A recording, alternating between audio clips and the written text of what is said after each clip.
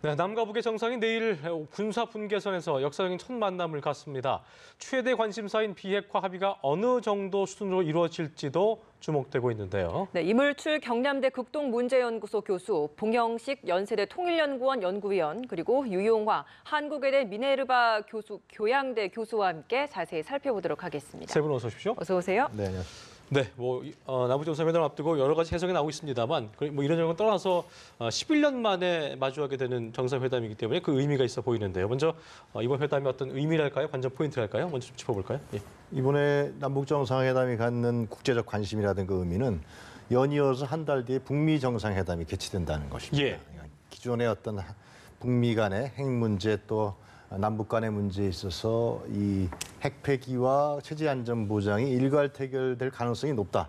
이런 부분들이 상당히 중요한 측면이 있죠. 예. 두 번째로는 그동안에 북한이 우리 한국을 대했던 부분들에서 상당히 바뀌어서, 그러니까 남한을 어떤 뭐 지렛대라든가 뭐 대화 뭐 수단 이런 것이 아니라 남한의 어떤 보증이라든가 이런 걸 통해서 국제사회에 진출하면서 우리 대한민국이 북한을 나름대로 인정하면서 그것이 결국은 이제 북미 대화로 연결되고 북한이 국제사회에 진출할 수 있는 예. 이런 부분들의 어떤 국제적 의미가 함께 있다 이렇게 볼 수 있을 것 같습니다. 네, 예. 봉 의원님은 어떻게 보고 계십니까? 이번 남북 정상회담 슬로건이 그 목표와 정신을 잘 요약한다고 생각합니다. 예. 평화, 새로운 시작이라고 했죠. 예. 이 평화가 새로운 결과로 결실을 맺을 때까지는 아직 문재인 대통령께서도 말씀하셨지만 아직 살얼음판을 걷는 마음 또 이제 유리병을 들고 가는 식으로 전진을 해야겠지만 저희가 생각했다면 사실 작년만 해도 한반도 전쟁 위기설까지도 나왔는데 예. 이런 문제 해결을 위해서 정상간의 대화를 통해서 이거를 해결 시도를 한다는 것은 굉장히 긍정적인 발전이라고 봐야겠죠. 네, 알겠습니다. 네, 임 교수님께서는 어떻게 보십니까? 예. 예, 일단 그 이번 정상회담의 구호가 평화 이제 새로운 시작이지 네. 않습니까? 우리가 지금 올해가 이제 정전 체제 그 65주년입니다. 정전이 된 지 65주년인데 굉장히 비정상적인 상태로 지금 이어지고 있는 거죠, 평화가. 원래 전쟁을 한 나라들끼리는 이제 정전 그 협정을 체결하더라도 아주 한 몇 년 안에 또는 몇 개월 안에 다시 이제 평화 협정을 맺는다든지 해서 이 공고한 그 평화 질서로 전환이 돼야 되는데 우리 예. 65년째 지금 아직도 정전 어떻게 보면 전쟁 상태죠, 아직도. 그렇습니다. 법적으로는. 이제 그런 부분이 그 이제 그러니까 평화 체제로 전환되는 중요한 분기점을 우리가 맞이하고 있다. 그런 측면에서 이번 정상회담은 새로운 분수령을 될 가능성이 높다 이렇게 보는 거죠. 예. 네, 오늘 임종석 남북 정상회담 준비위원회 위원장이 주요 일정을 이제 공개를 했습니다. 당일에 어떤 일들이 있을 것인지 쭉 나열을 해주셨는데 먼저 제일 눈에 띄는 대목이 좀 있으셨나요? 눈에 띄는 대목은 이제 김정은 위원장이 뭐 차로 하지 않고 도보로 예. 군사변경선을 넘어서 우리 문재인 대통령과 함께 우리 군내 의장대를 사열하고 쭉 정상회담 장소로 간다는 거 아니겠습니까? 예. 예. 결국 이제 방남을 한다라는 게 굉장히 눈에 띄는 대목이죠. 그렇습니다. 기존에 이제 뭐 김대중 전 대통령이라든가 노무현 전 대통령, 그 이전에 거슬러 가면 48년도에 김구 선생도 김일성 만나러 북으로 가지 않았었어요. 근데 예. 이 사람들이 이제 근데 바뀌어서 이제는 북한의 최고 지도자가 남으로 온다라는 것입니다. 그것은 굉장히 중요한 의미가 있는 것이죠. 최초죠. 네, 그것은 우리 대한민국의 어떤 국제적 위상이 그만큼 높아졌다는 것을 의미하는 것이고요. 예. 또 북한도 우리 대한민국을 기존의 뭐 공존이라든가 이런 협력적 체제의 인정을 더 넘어서서 우호적 관계, 의존적 관계로 해서 이제는 평양에서 서울로, 그다음에 워싱턴으로 가려고 하는 이러한 어떤 그 의미가 있기 때문에 김정은 위원장이 대한민국을 남한을 방문한다는 것은 그런 측면에서 봤을 때 우리 역할도 굉장히 중요하고요. 예. 향후에 우리가 또 체제 인정이라는 부분을 이제 요구하고 있지 않습니까? 그것을 이제 한국이 어떻게 또 기본적 베이스로 담보해낼 것이라는 관철시키지. 문제라든가, 예. 예. 그런 부분들이 이제 중요한 이제 대목이 내일 될 것 같아요. 예. 그렇습니다. 솔직히 그 올해 1월만 해도 이렇게 신년 사이에서 그런 얘기 나오기 전까지 이렇게 올 4월에 김정은 위원장이 문재인 대통령을 만나게 될 거라 생각은 뭐 할 수 없었잖아요. 상당히 좀 빠르게 이루어진 상당히 의미가 있는 장면이 될 수 있을 것 같습니다. 어떻게 보십니까? 저는 다르게 기억하고 있습니다. 김승재 진행자께서 정상회담도 가능하다는 식으로 질문하셨던 것 같은데요. 그렇습니까? 예. 왜냐하면 그때 제 기억으로는 이제 저희가 이야기할 때 김 위원장의 이제 신년사 메시지가 굉장히 그 뚜렷한 내용을 담고 있다. 그래서 정상회담도 기대해 볼 수 있다. 이런 말씀을 하셨던 기억이 나고 저도 동의한 생각이 납니다. 근데 더 놀라운 것은 이것이 유일한 정상회담이 아니라는 것이죠. 예. 2018년에 북미 정상회담도 기다리고 있지 않습니까? 예. 그러니까 지금 이제 판문점에서 내일 남북 간에 이제 세 번째 정상회담을 하지만 사실 그 방안에는 김정은 위원장과 문재인 대통령이 앉아 있는 것뿐만 아니라 트럼프 네. 대통령도 사실상 앉아 있는 것이고 시진핑 주석 같은 경우는 이제 창문으로 계속 들여다보면서 듣고 있다 이렇게 보는 것이 맞겠죠. 예. 예. 자, 그리고 브리핑에서 남북 정상이 그 공동 기념 식수를 오후에 또 하기로 했는데요. 이것도 상당히 좀 교수님 의미가 있어 보이는 게 정주영 회장이 소대 방북길 그 주변에다가 식수를 한다 하더라고요. 예. 사실 이제 두 분이 좀 충분하게 설명을 못 하신 것 같은데 예, 예. 사실 그 이번 정상회담 준비 과정을 보면 뭐 한편의 작품을 만든다는 느낌을 저는 갖습니다. 예. 이 의장대를 사일한다든지 그리고 이제 방금 말씀하신 소나무 식수를 하고 또 친교 산책을 합니다. 그렇죠. 남북한 정상이 또 산책을 하고 그리고 또 제가 또 상당히 그 눈에 띄는 제가 그 관심을 가진 대목은 환송 행사 물론 이제 만찬 행사도 이제 굉장히 의미 있는 행사가 될 것 같고 예. 이 환송 행사인데 그 판문점 평화의 집 전면을 스크린으로 활용을 해서 영상을 이제 함께 이제 감상하게 되는데 이게 이제 하나의 봄이라는 주제로 합니다. 예. 이게 이제 남북 관계 또는 한반도의 어제, 오늘, 내일을 이제 아름다운 영상과 음악으로 표현을 한다는 거거든요. 그러니까 우리가 과거의 정상회담은 굉장히 긴장 또는 뭐 약간 초조감을 보고 이렇게 지켜봤는데 이번 같은 경우는 이 한편의 드라마처럼 지금 정상회담을 준비를 하고 있거든요. 이 예. 얘기는 이번 정상회담은 물론 이제 민감한 주제들이 많긴 하지만 우리 남북한 모든 주민들에게 상당히 이렇게 좋은 소식을 알려줄 수 있겠구나. 이제 긍정적인 정상회담의 결과를 예상케 하는 그런 이 대목들이거든요. 이 부분들이. 예. 그래서 이제 우리가 과거 정상회담하고 이제 굳이 비교를 한다면 네네. 이번 정상회담은 저는 한 7% 정도는 이미 남북 간에 상당 부분 이제 의제와 관련해서 이미 합의가 되었고 가장 이제 민감한 그 비핵화 문제라든지 예. 또 한반도 평화 정착과 관련한 남북 간의 군사적 긴장 완화 부분 이런 부분은 이제 결국 정상끼리 만나서 타결을 협의하고 합의할 부분들이어서 이제 그런 부분을 빼고 나머지는 이미 남북 간에 상당한 교감이 이미 이루어졌다. 네. 그래서 이렇게 많은 외신 기자나 이제 국내 우리 국민들이 지켜보고 있는 상황에서 큰 선물을 안겨줄 수 있는 그런 정상회담이 지금 진행될 가능성이 높다 이렇게 저는 보고 한편의 있습니다. 드라마 같은 남북 정상회담을 만드는 것 같다라고 이야기를 해주셨는데 이게 일종의 이제 생중계가 결정이 되고 나서 이런 것들이 좀 들어가지 않았을까라는 생각도 드는데 어떻습니까? 생중계라는 의미는 이제 오전에 또 만나잖아요. 예. 뭐 미국 시간도 고려했을 거라고 생각이 예, 드는데 결국 이제 국제사회에 보여준다는 거 아니겠습니까? 결국은 우리 뭐 남북한만 본다 그러면 오후에 만날 수도 있고 저녁에 만날 수도 있는 거지만 그것은 결국 김정은이라는 인물이 이제 국제사회에 한국을 남한을 넘어오면서 그 대비를 하는 것이죠, 실제로.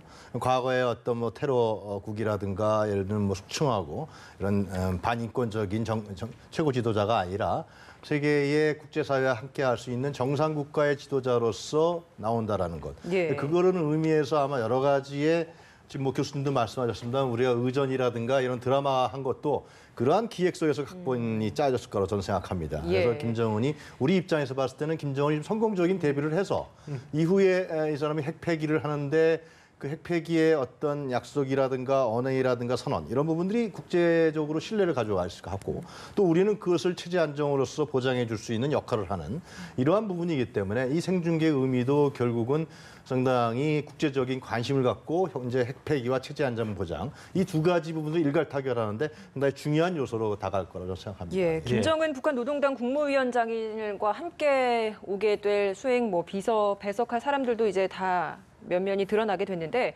좀 리스트를 봤을 때 좀 어떻습니까? 예, 특징이 있다면 이제 외교 군사 부분에서 이제 주요 역할을 하는 참석자들이 눈에 띄는데요. 예를 들면 박영식 인민무력상이라든지 이명수 총참모장 이렇게 북한의 군수 총책임자가 참석하고 또 이영호, 이수영 그 외무를 담당하는 참석자가 있는 것을 보면은 이런 복선이 깔려 있는 것 같습니다. 이제 남북 관계에서 사실 비핵화 문제에 대한 어떤 직접적이고 직접적으로 관련된 사안을 합의할 수는 없지 않습니까? 이것은 북미 정상회담에서 비핵화 논의를 용이하기 위한 어떻게 보면 마중물의 성격이 있으니까요. 예. 그렇지만 이제 북한의 비핵화 의지를 확인하는 것이 이제 문재인 정부의 또 목표 중에 하나이기 때문에 이런 북한 군부에서 이 군부 핵심 인사들이 참석함으로써 김정은 위원장이 어떤 발언을 하거나 의지 표명을 했을 때 그것이 군부에서 확인이 되고 지지를 담보하는 그런 역할이 있습니다. 또 하나는 이제 외교 분야에 있는 관리들은 이 남북 정상회담의 결과를 가지고 향후 이제 북미 정상회담을 이제 준비를 하겠죠. 또 이렇게 군축 핵심 책임자들이 참석하기 때문에 우리 측에서도 이제 송영부 국방장관뿐이나 이제 정경두 합참의장도 참석이 결정됐지 않습니까? 예. 그 말은 제가 볼 때는 앞으로 군사적 신뢰 구축 조치와 군비 통제가 앞으로 몇 달간 남북 간의 가장 중요한 아젠다가 되지 않을까 생각합니다. 결국에 가서는 예. 평화 새로운 시작이었는데 그것을 새로운 결과로 이어나가기 위해서는 비핵화는 비핵화대로 진행을 하겠지만 북한이 핵과 미사일을 포기했을 때 남는 그런 군사적 공백이랑 불안감을 또 해소하는 조치가 있어야 되거든요. 예. 그리고 2016년 통계로 보면 북한이 세계 1위입니다. GDP의 4분의 1을 군사비로 지출하고 있는데 그렇다면은 병진 노선의 또 하나의 목표인 경제 발전은 사실 할 수가 없는 것이거든요. 그 부담을 덜어야 되니까 그런 차원에서 DMZ에서 서로 군축을 한다든지 아니면은 서로 합의해서 어떤 평화공원 건설이라든지 지뢰 제거 이런 실질적인 신뢰 구축 조치도 한번 기대해 볼 수가 있겠습니다. 예. 네. 자, 임 교수님 보실 때는 뭐 주목할 인물 중에 어떤 인물이 있다. 뭐 김여정 1 부부장도 있겠고 또 리서치 조사는 아직 참석 여부가 확정되지 않은 것 같은데 일단 인물의 면면에 대해서 좀 짚어주시죠. 예. 일단 남북 관계에 관여했던 그 핵심 인사들이 다 이번에 나온 것 같고요. 그리고 이제 방금 말씀하셨지만 그 리수용 그 당 중앙위원회 부위원장 어떻게 보면 북한의 외교 총책임자라고 네네. 할 수가 있고요. 그리고 이제 리명수 총참모장과 이제 박영식 인민무력상이 나오는 게 역시 이제 가장 우리가 주목할 부분인 것 같습니다. 예. 방금 우리 봉 의원님이 잘 설명드렸지만 사실 이제 우리가 이번에 그 세 가지 주요한 의제가 이제 비핵화, 그다음에 이제 항구적 평화 정착, 예. 그다음에 남북 관계 발전이거든요.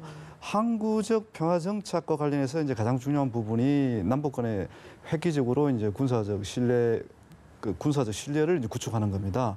그래 긴장을 완화시키는 거죠. 사실 우리가 지금까지 이제 일반 분들은 많이 못 느끼셨는지 모르겠지만은 그 남북 간의 군사적 충돌 가능성이 굉장히 높아져 왔거든요. 예, 예. 근데 그런 부분을 획기적으로 이제 완화하는 것과 관련해서 앞으로 이제 이 두 사람을 이제 주목해야 되는데 아마 제가 볼 때 이제 내일 회담을 지켜봐야 알겠지만 남북 간의 이제 국방장관 회담 또는 이제 총참모장 그러니까 합참의장 간의 또 회담 이런 채널들이 열릴 겁니다. 그러면서 특히 그 비무장지대의 실질적인 비무장화 그 조치가 이제 우선적으로 이루어질 가능성이 굉장히 높습니다. 사실 예. 비무장지대 안에 우리가 이제 GP라고 합니다. 가드 포스트를 해서 이제 그 순찰 소초들이 그게 이제 나와 있는데 이게 남북한의 소초가 너무 가까이 붙어 있어요. 그러다 보니까 이제 상대방을 오해를 해서 서로 오판을 해갖고 이제 총기 사고도 일어나고 굉장히 위험한 지금 지역으로 돼 있거든요. 그런 부분들을 이제 정상화하는 어떻게 보면 원래 정전 협정에 따라서 간격을 좀 넓힌다든지 안 그러면 이제 2km 그 비무장지대 바깥으로 배치한다든지 뭐 이런 실질적인 조치들을 논의를 아마 할 거고요. 그리고 이제 남북한 군사 당국자 간의 또 한라인 개설이 굉장히 중요한 의제입니다. 지금은 이제 양쪽의 최고 지도자 간의 그 한라인도 열려 있고 또 뭐 통일정선부라든지 우리의 국정원 간에도 한라인 있는데 또 이 남북한 군사 당국자 간의 고위 당국자 간의 한라인도 굉장히 중요합니다. 그리고 또 비무장지대를 마주 보면서 남북한 군인들의 그 군단장이라는 분들이 또 계십니다. 예. 현장에 있는 또 이런 분들끼리의 또 소통도 필요하거든요. 그러니까 우리 정부의 목표는 어쨌든 비핵화도 중요하고 또 남북한의 군사적 긴장 완화를 좀 획기적으로 할 수 있는 그런 좀 체계적이고 이제 좀 종합적인 조치도 이번에 한번 논의해보자. 이제 그러면서 이제 남북한이 이렇게 인적 구성이 회담에 배석하는 인적 구성이 이렇게 그 정해진 것 같습니다. 네. 뭐 이렇게 뭐 군사적인 긴장 완화, 신뢰 구축 이런 것들의 가장 근본적인 해결책이라고 할까요? 이런 부분이 비핵화 합의가 아무래도 도출돼야 하는 부분일 것 같은데 이게 북미 정상회담까지 가야 이 부분은 어떻게 합의가 될 수 있다라고 이야기를 해서 이번 남북 정상회담에서는 어느 수준까지 합의가 이루어질까 이것도 좀 짚어보고 싶거든요. 네, 그것이 가장 큰 관심거리죠. 그러니까 예. 북한의 김정은 위원장이 비핵화 문제를 우리 대한민국의 문재인 대통령하고 예를 들면 내일 정상회담에서 어느 정도 수위를 얘기할 것이냐. 예. 아니면 자기가 갖고 있는 비핵화 카드를 결국은 트럼프 대통령을 만났을 때 얘기할 것이냐라는 것인데요. 근데 아무래도 이제 후자 쪽이 지금 강한 것이죠. 왜냐하면 북한을 핵을 개발했다는 것은 그럼 미국을 향한 부분들이 가장 강했기 때문에 예. 그렇다 그러면 이제 우리 입장에서 봤을 때는 임 교수님이나 봉 의원님 설명하셨습니다마는 우리 입장에 봤을 때는 군사적 대결에 대한 중심 문제. 그러니까 기존의 남북 정상회담에서 나가지 못했었죠. 군사적 대결에 대한 종식 선언 문제라든가 또 이제 핵에 대한 문제.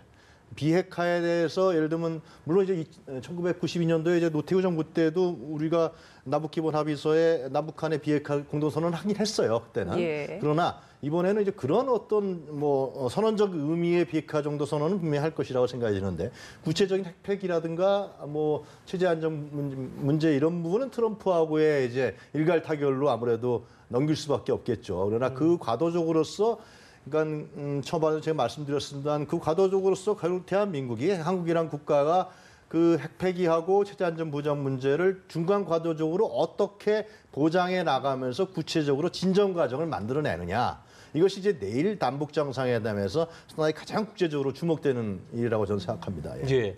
봉 의원님 보실 때는 그게 어쨌든 문재인 대통령이 북미 정상회담 전에 한미 정상회담 갖고 남북 정상회담 때 이런 성과가 있었다는 거를 좀 하고자 하는 것이 이제 그 구상이기 때문에 결과적으로 그 비핵화에 대한 어떤 가시적인 성과라든가 그런 것들이 좀 나오지 않는다면 상당히 좀 면이 안 설 수도 있는 부분이어서 어떻게 좀 이루어질 거라고 좀 예상을 하고 계세요? 글쎄요. 근데 한국의 역할은 이제 운전자론이 있었습니다만은 네. 그래서 한국이 모든 아젠다를 주도하겠다 이런 것이 문재인 정부의 의도라고 보지는 않습니다. 문재인 정부가 지향했던 것은 의미 있는 대화의 판을 만든다 그런 것이고 그런 것이 이제까지 일정 부분 성과가 있었다고 봅니다. 그래서 제가 생각할 때는 문재인 대통령께서 어떤 지나친 그 드라이브를 걸거나 꼭 비핵화에서 어떤 뚜렷한 메시지를 꼭 얻어야만 이번 남북 정상회담이 성공적이라고 평가할 거라고는 생각하지 않습니다. 예. 제가 예상하는 것은 이제 문재인 대통령께서는 미국의 입장 그리고 한국의 입장을 잘 설명을 하고 김정은 위원장에게 미국은 북한의 검증 가능하고 완전한 비핵화가 이루어지기 전까지는 경제 제재 조치를 완화할 가능성이 없다. 그렇기 때문에 그런 것을 기대하기보다는 북한이 뚜렷한 비핵화 의지를 표명하고 한다면, 예. 실질적인 조치를 취해야지 북한이 제일 원하고 있는 경제 제재 조치 완화가 가능하고 한국도 거기에 적극적으로 참여할 수가 있다. 한국 독자적으로 하는 데는 제한적이다. 이런 메시지를 전달하고 대신에 긍정적인 패키지를 강조할 것으로 생각합니다. 북한이 비핵화를 한다면 얼마나 큰 보상과 대가가 있을지. 그래서 북한 김정은 위원장의 이제 비핵화 의지를 좀 더 강한 쪽으로 움직일 수 있는 이런 메시지를 전달하는 데 중점을 두지 않을까 생각합니다. 그렇군요. 그 비핵화 관련해서 제가 좀 보완 설명을 해야 될 것 같은데요. 지금 이제 우리 정부는 어쨌든 김정은 김정은 위원장이 비핵화 의지는 계속 밝혀왔습니다. 그걸 이제 문서화할 수 있느냐. 이번에 이제 판문점 선언 또는 예. 뭐 4.27 선언이라고 이제 부르는 합의문이 나올 텐데 이 합의문에 김정은 위원장의 비핵화 의지를 명문화할 수 있느냐. 이제 그게 이제 굉장히 중요한 포인트고요. 그리고 이제 비핵화라는 것이 뭐 우리가 이제 쉽게 그냥 뭐 북한의 핵을 포기하면 뭐 보상을 어떻게 준비하고 이제 그게 단순하게 보면 이제 그런 부분들인데 지금 사실은 이게 비핵화 핵 문제가 이제 굉장히 고차원적으로 이렇게 저는 달라져 있다 이렇게 보는 겁니다. 사실상 이제 북한은 비핵화 의지를 밝히면서 조건으로 체제 안전 보장을 얘기를 하고 있습니다. 그 네. 체제 안전 보장이라는 것이 궁극적으로 미국과의 적대 관계를 종식시키자. 이제 그걸 원하는 거죠. 이제 예. 그게 돼야 이제 뭐 대북 제재도 완화가 되고 결국은 북한이 얼마 전에 최고인민회의 전원회의에서도 밝혔지만 경제 건설에 좀 더 집중할 수 있는 그 대외적 여건이 조성이 되는 거지 않습니까? 그죠? 예. 이제 그런 맥락에서 봐야 되는 거고 지금은 이제 어떻게 보면 이제 비핵화라는 중요한 목표로 가야 된다는 것은 김정은 위원장도 지금 잘 알고 있는 상황입니다. 문제는 이제 비핵화 과정에서 얼마나 이제 이게 체제 안전을 이제 보장받느냐 이제 그런 부분과 관련해서 우리 정부가 중재 역할을 해서 북한과 미국 간의 이견 차이를 얼마나 좁혀 나가느냐 이게 핵심인데 이번 정상회담에서는 비핵화 문제와 관련해서 이제 남북 정상 간에도 많은 얘기가 있을 겁니다. 있지만 결국은 핵심적인 그 비핵화 관련된 중요한 조치와 관련된 구체적인 조치와 관련해서는 그는 북미 정상 간에 논의할 부분이다. 이렇게 이제 규정을 해놓고 있는 거거든요. 예. 그래서 이제 이번 정상회담은 북미 정상회담을 성공적으로 이끌기 위한 길잡이 역할에 충실하겠다. 이제 예. 그런 지금 어떤 정리가 지금 되어 있는 그런 상황이죠. 네, 그럼 종전 관련된 문제는 어느 선까지 좀 이야기가 나올 수 있을까요? 그건 뭐 남북한 간에 저는 가능한 일이라고 생각합니다. 예. 실제로 물론 이제 정전협정밀 때문에 중국도 있었고 유엔군이 갔었고 이제 예. 북한군이 있었지만 예, 예. 그 당시 이승만 정권은 빠졌죠. 근데 그러나 하여튼 이것이 이제 남북 간의 종전 선언이 이루어지면서 이게 확대되면서 뭐 중국이라든가 그 문 대통령도 얘기했습니다. 미국까지 함께 하는 종전 선언은 뭐 충분히 가능한 부분이라고 생각이 들거든요. 예. 근데 지금 이제 상당히 많은 국민들도 기대하고 국제사회 기대하는 것은 이 남과 북과 미국 이 정상 세 사람 간의 공통적인 이해관계가 상당히 일치하는 분위기에서 윈윈이 할 수 있는 분위기라는 겁니다. 굉장히.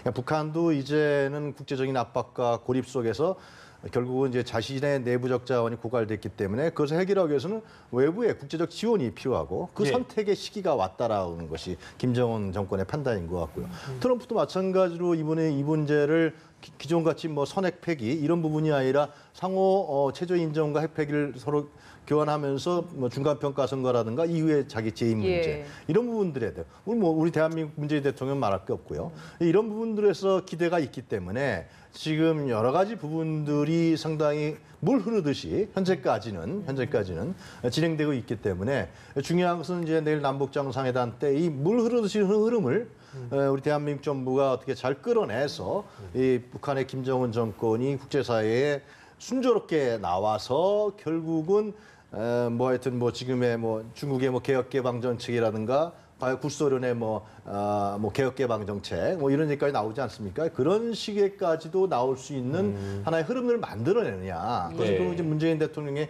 국제적 정치력이 요구되는 것이고요.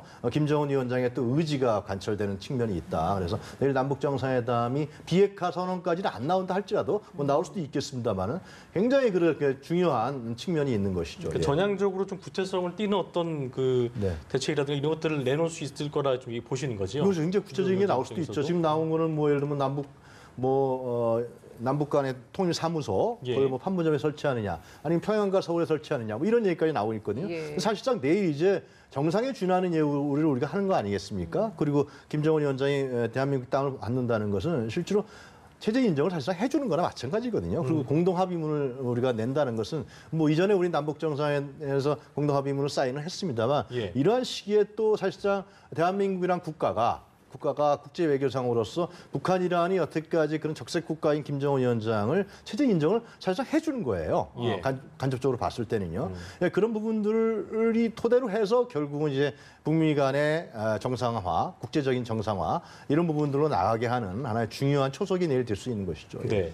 아까 임 교수님께서 얘기하실 때 일단 비핵화 의제를 보임으로 인해서 그에 상응한 대가 일종이 이제 체제 안전 보장. 이걸 어떤 형식으로 할까에 대한 것도 저희 궁금한데 본 교수님은 어떤 형태 가장 이상적이라고 좀 보고 계세요? 그러니까 이제 북핵 위기가 처음 시작한 게 93년으로 봐야 되는데 예. 그동안 쭉 나왔던 아이디어는 아무래도 국교 정상화죠.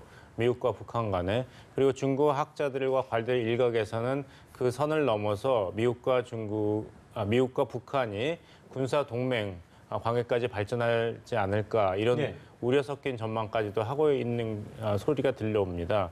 근데 국교 정상화를 한다면은 일단 국제법상으로 또 국제정세상으로 가장 높은 수준의 체제 보장은 되는 것이니까요. 예. 근데 여기서 문제는 그것만으로 북한 스스로가 체제가 정말 보장됐다, 안전 보장이 됐다고 확신할 수 있을까? 그것은 여전히 북한의 몫으로 남아 있습니다. 미국이 불안감을 떨쳐내지 그렇죠. 않는 이제 인간관계에서도 그들의 그렇지만 아무리 주위에서 뭐 다 도와준다 하더라도 본인이 불안하면 그거는 어떻게 할 수가 없는 것이고 또 교수님께서 잘 말씀하셨는데 만약에 북한이 이제 개혁 개방을 나간다 하더라도 베트남, 중국 그리고 그다음에 한국의 박정희, 싱가포르의 리구안유 모델로 간다면은 체제 안정도 보장받고 인민의 생활 수준도 향상시키는 굉장히 긍정적인 길로 가겠지만 예. 만약에 국교 정상화로 인해서 개혁 개방이 정치 사회 분야에서는 활발해지지만 경제 수준이 향상되지 않고 주민의 불만이 높아진다면은 고르바초프 케이스가 되는 것이거든요. 그 결과는 소련 체제의 붕괴였습니다. 예. 그러니까 북한 김정은 위원장으로도 체제 안전 보장을 해달라 하면서도 어떤 식으로 체제 안전 보장을 요구하고 받아들일까 여기에 대해서는 굉장한 고민이 있지 않을까 생각합니다. 예, 알겠습니다. 오늘 세 분 말씀 여기까지 듣겠습니다. 고맙습니다. 고맙습니다.